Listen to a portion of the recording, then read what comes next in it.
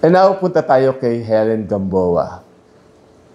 Mabango ang pangalan ng mga Soto ngayon, lalo na si Vico. Mabango din si Tito Soto. Pero literal na pinakamabango si Helen Gamboa.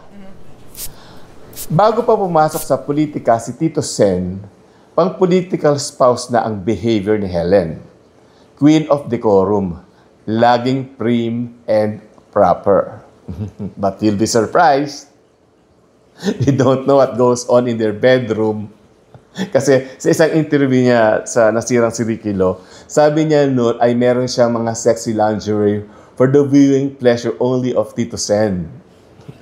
Kaya siguro 4 ang anak.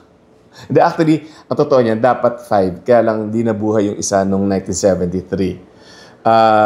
Tapos ito nga, actually, kung na-share ko lang, that was a bad year for them kasi tapos na-scam pa si Helen that time. Yung mga alahas na pinapabenta niya, na itakbo yun. So, but, sinare ko lang. Si Tito and Helen. What a romantic couple. Kasi di ba nga, nung nagbukas ang Itbulaga sa TV5, nag-guest si Helen, tapos napulaan sila ng sakbali ng halik ni Tito Sen, si Helen on air.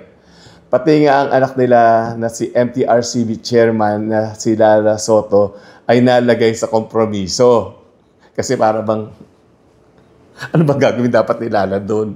Sitahin yung mga magulang niya. Pero kasi, look, mag-asawa naman yung tao.